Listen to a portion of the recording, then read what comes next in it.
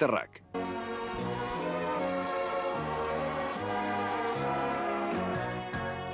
Barklitarren etxeko jauna, arni da. Añez berriz, beronen emazte, laztana. Eta aurrak berriroietan, txester dira. Denak dira barklitarrak, erabat. Barklitar hauek, jatorrak dira. Gure arni barkli, bere ala ikusten da kaskago gorrutza dela eta urruztaria. Ala ere, ez inoiz aztu, hozka da. Ez duela zauka baino beldurgarriagoa.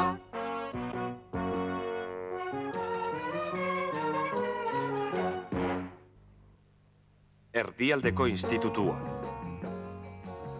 Eztabaida lehiaketa arratsean. Eta orain Erdialdeko institutuko eztabaida taldeak azken kide aurkeztuko du harrotasunez Terry Barkley andereñoa. Nire alaba da, nire alaba da, nire alaba da.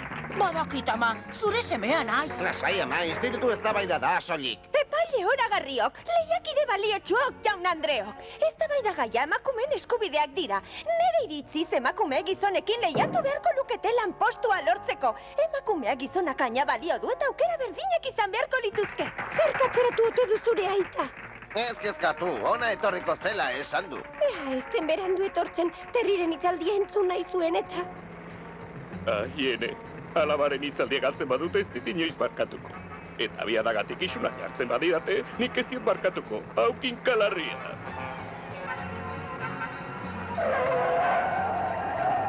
Lortu dut azkenean. Amaitzeko, independentzia aitorpenak argi ematen digu bizitzeko eta libre eta zoriontsu izateko eskubidea. Hor dugu aita. Barkatu, barkatu. Ai! Barkatu. Asko galdu aldut. Terrik orentxe amaitu du, berandu etorri zara maitea? Jakina ba, emakume langilek berantarazi naute. Emakume gidariak kalean traban, emakumea busean embarazuan, emakumea kaleetan izkinak betetzen. Emakume lekua ez talantegia. Beren etxea baizik.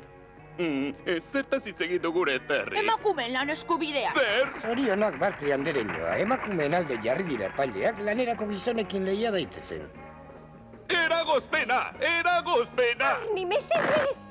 Atiraita eztabaida amaitu da. Ez bazterrak nahasten hasi, aita. Bera hasi da horretan. Neure alaba feminista gisa hitz egiten. Emakumeen eskubideetan sinesten du. Emakumeek etxean egon behar dute. Denok egon behar dugu etxean. Guazen maitea? Eta gainera, emakumeek ezin dute inola ere gure aiki. Ez baitira gu bezain azkarrak, ez da, Añez? Oker zaude maitea. Are gehiago nere alde, azkarra bazinan erekin bat zentozke. Feminismoaren ondorioa.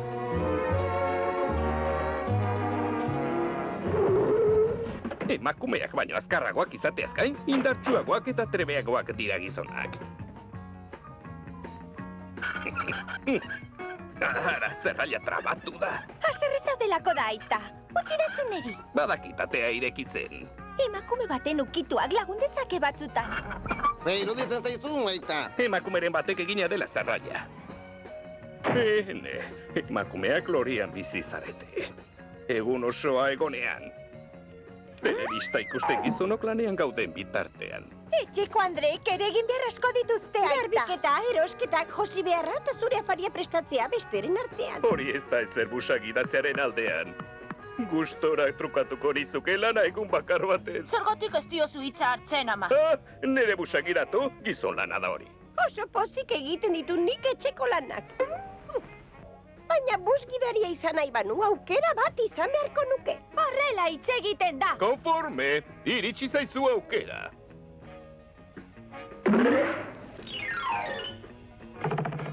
Mila esker, aita. Bihar busagiratu behar dut. Eta uga zapados badago, lana zuretzat izango da.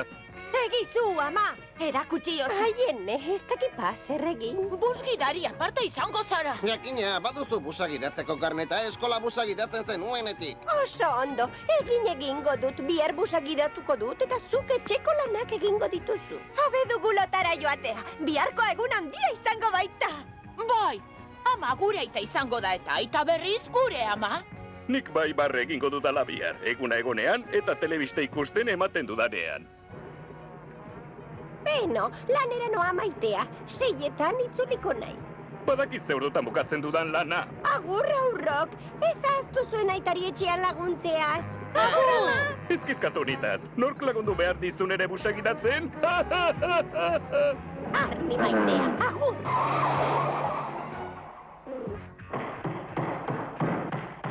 Ona nere ordutegia, 9etan oheak egin, 4etan hautsak kendu, 2etan aspiragailua, gero garbitegira erosketak, otordua prestatu eta telebista Hain erraza ikustera. izango zaiola uste duzu.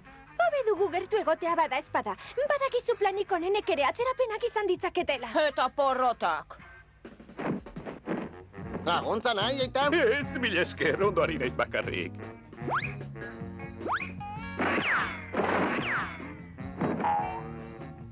Wow, aparta izan da hori, aita.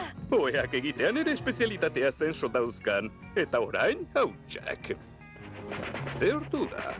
9 eta 3. Ama 2 minutu aurreratuta zoaz. Telebista ikusteko denbora gehiago izango dut horrela.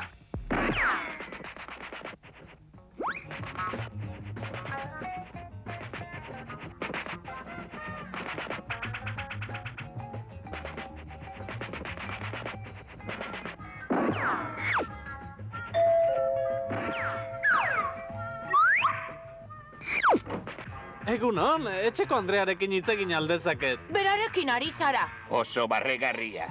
Eta, Aldizkariak saltzen ditu. ez zaude ordutegian. 30 segundo eraman dizkit. Nor da orain? Miguel Andrea da? Zerbaitetan laguntzea nahi alduzu, Miguel Andrea. Utziko aldidazuki karatxo bat azukre mesedez. Gizendu egiten du. Honela ezin dira etxeko lanak bukatu. Ustezagun bakean puska bate. Hori.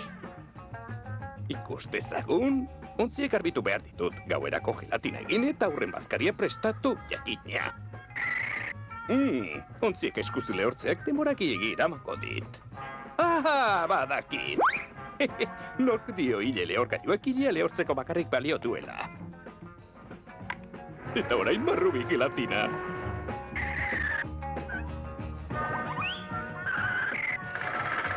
Eta orain zer? Nola? Sentitzen dut itzontzi Andrea, hainez kanpoan dago. Eta nik ez du berriketarako astirik. Ai, berriketan ari den bitartean bazkaria prestatuko.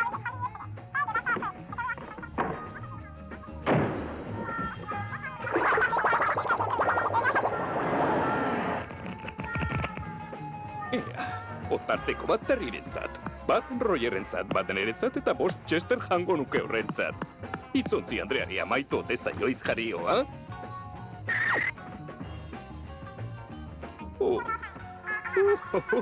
Ene. Hobedut aspiragailuarekin hastea. Ez berriro ez!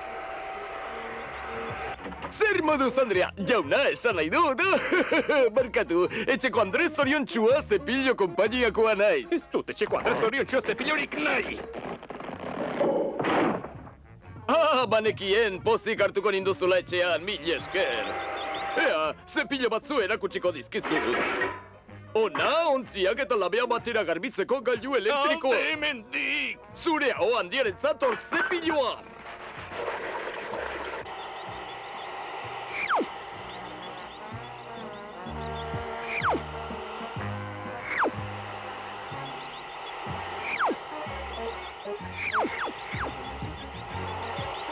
Zoaz edo poliziari hotxegingo diot. Zaude pixka bat. Erosketa bakoitzagatik bainu txapela hau lortuko duzu doainik. Aspiragailua! Nere zepilloak, hori $50 kostatuko zaizu. Ondo pentsatuta, gorde itzazu nere goraitziekin. Itzali egin behar.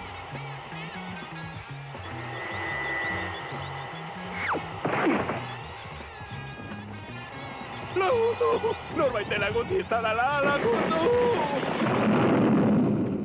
Oh, nere ordutegi guztia pikutara joan zait. Eztanda bat izan da hori. Aunaz, Marzia!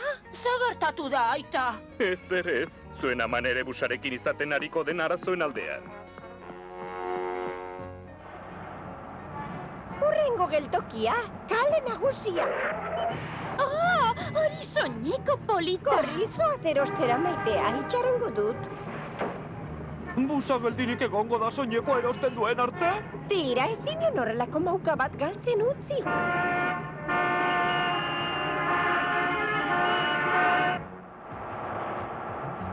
Bus hau zumar kalera aldoa. Ez jauna, sentitzen dut, nire bidea ez doa hortik beste bus batera aldatu beharko duzu. Ez dut beste bus baten zai egoteko betarik, emaztea zai dut kale hartzea. Oh, gizajoa, kasu horretan bertaraino eramango zaitu.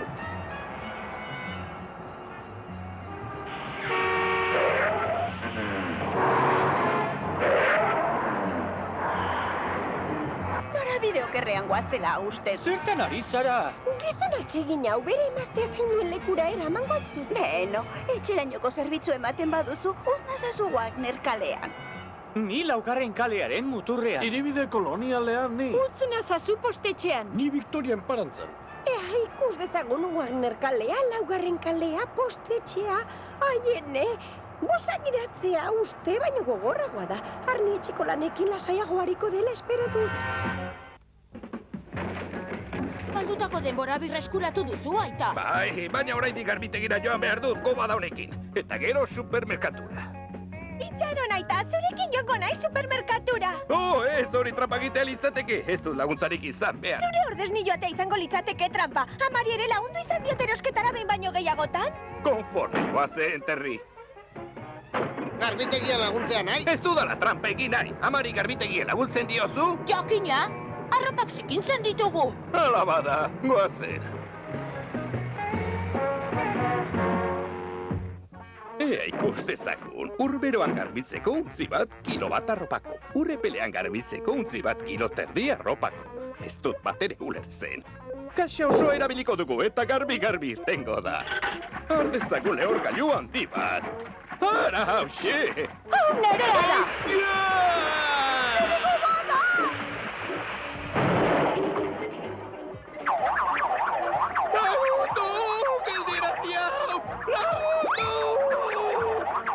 Libre zaude, aita. Begira zer egin diozu nere arropa garbiari. Guzti honen errua hark du! Aita, begira horri. Zer? Arrano! Xaboi gehiagin jarri ote dut? Laguridazu hemendik irteten? Ohitura bihurtzen ari da. Nekez aitortzen dut, baina benetan postuko naiz hainez etxeratzen denean. Afaltzeko ordua! Esnatu, ama? Buseko atzekaldera segien. Oraindik lanean ari nintzela amets egin dut. Beno, aurrera, hartu! Zer da, aita? Oinaskoa! Ez dut baiango dudan ikuste. Ongi iruditzen zait, horrela gehiago izango dugu amak eta biok. Nekatu egia aurkitzen naiz ezer jateko. Ez dakit nola lortzen duzun, Arni. Egi esan aztana, etxeko lanak ere latzak dira. Emakumeak ez zarete uste nuen bezain ongi bizi. Beno, biok ikasi dugu lezioa. Aurrerantzean lanera zu joango zara eta nik eratuko Ados nago, Agnez. Ne, usagiratzera itzultzeko irrike bizian nago. Esan, Barkley Andrea, erdeil jauna naiz. zure ugaza bada maitea. Barkley Andrea, eundaka telefono dei eta telegrama hartu ditut zure gaurko zerbitzua dela eta. Asko sentitzen dut erdeil jauna. Zergatik sentitu, denek goraipatzen duten ere emakumezko gidari berria. Agnez Barkleyren aldeko gomendioa deikortasuna erakusteagatik. Eta zure bidaiari guztie sinatuta dator. Arniren ordez emakumezko gidaria jartzea erabaki dut. Eta emakume hori zu izango zara. Baina irten jauna, balduzu beste gizonak ere zergatik ordezten hau zuni. Arni maitea zure ideia izan delako eta parta gainera. Aiene, ez diot inola ere Arniri lanak endu nahi, nire lekua etxean dago. Ez baduzu postua nahi, beste emakumeren bat aurkituko dut, agur. Baina, erdeil jaunak eskegi egin du. Ara, aitak lana galdu du. Zure busa gidatzen segitu beharko dut, maitea. Nik ez dut etxeko lanak egiten jarraitu nahi. Nik ere ez dut gidari izan nahi. Ze egin dezakegu? Iritzi zaldadadin aurkituko dut bidere bat. Enaiz etxean geratuko otordua prestatzen. Hala espero dut, goseak hilko gara. Lanpostua berreskuratzeko bideren bat asmatu behar dut. Ea laster aurkitzen duzun. Lanera joan behar dut. Agur, maitea. Agur bai, Añez. Erotu egingo naiz emakumeen lana egiten. Egon badakit. Emakumezmo zorrotu eta emakumezko gitari posturretan aurkeztuko naiz. Hori ez alda maltzurkeria. Etxean ere emakumezmo zorrotzen naiz. Ze axola dio beraz autobusean ere egiten badut. Nere ustez ez da. Tira lagundu zure amaren arropa jazten. Oker zabiltza. Ze egin dezakegu, emakumeekin ezin da diskutitu. Entzun dizuet, ea aurrok lagun idazue. Ea auzoko sudurrozeak enauen gisa honetan ikusten. Zorte ona, aita. Miguel.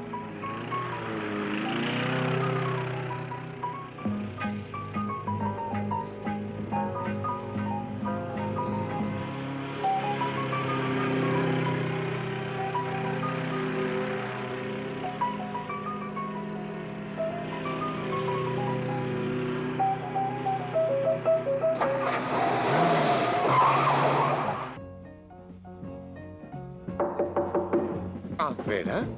Zer moduz? Zer moduz? Roun handire joan naiz, emakumezko buskidari posturako nato. Egia esan badaukat bat eta ongi badoa agian hartuko zaitut zue. Oh, mil esker. Barkley!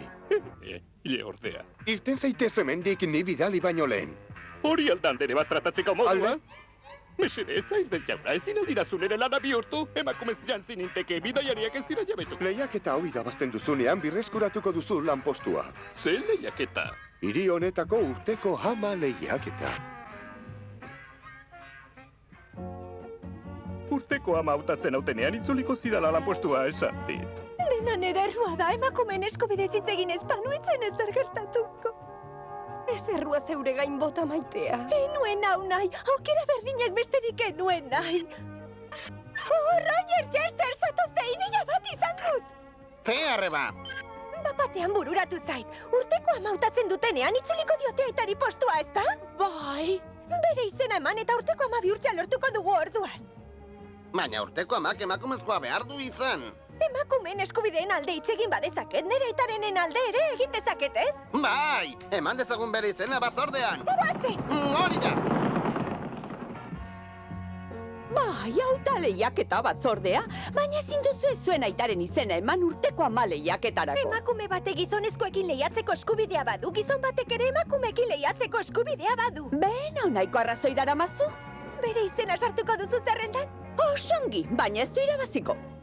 Honi utzi guzu guri, guazen, eslogan ezin hobea dut, bai ama ona, aita. Baina aitari eman behar diozu botoa urteko ama izateko. Ezin dut orain hitz egin terri entrenatzen ari naiz. Tommy! Nire aitari emango diozu botoa? Nire amari emango diot. Urteko amarentzako botoa nire aitari ematen badiotzu, zure amari emango diot nik urteko aitarentzako. Beno, ongi da. Agur, gero arte! Kaixo Amerikarrak, nire aitaren aldeko botoa gizateri osoaren aldeko botoa da. Hain maite ditugun ideal handien aldeko botoa. Alde, Chester! Kluba itxia dago! Eman botoa harri bat urteko ama izan dadin, aita bezalakorik ez dago. Une batzu barru jakingo dugu urteko ama titulurako lehiaketan nork irabazi duen. Lehiakidetako bat gizonezkoa izan da urten Arnie Barkley jauna edo agian Arnie Barkley Andrea esan beharko nuke. Kabilkada handi bat emango nioke sudurrean. Ontzia garbitzeagatik eskuek mimera ez baritu. Unetxo bat, jaun Andreok, ona emaitzak irabazlea, nere ama izan da, Arnie Barkley bigarren geratu da, eta hirugarrena eta oso hurbiletik. Zorte txarra, aita. Sentitzen dut ez irabaztea. Bozketa galdu duzu aita, baina jakizu etxean beti izango zarela txapelduna. Mil esker aurrok, urteko aurrak izan beharko zenukete zuek. Esan? Bai. Barkley, bozketaren emaitzak entzun ditut. Eta barri egiteko deitu duzu. Ez jauna, bakarrik esan nahi nizun bere lana birreskuratzearren urteko ama izateko prest dagoen gizonak lana merezi duela. Etor zaitez bihar goizean goiz. Bai, jauna. Arni, ez dakizu zein zoriontsu naizen. Araita, emakumeen eskubidez gehiago inoiz ez mintzatzea agintzen dizu. Nahi duzunaz mintza zaitezke laztana. Azken finean urteko ama izateko eskubidea erabili ez banu zuen ama izango nintzateken nere bizitza oso.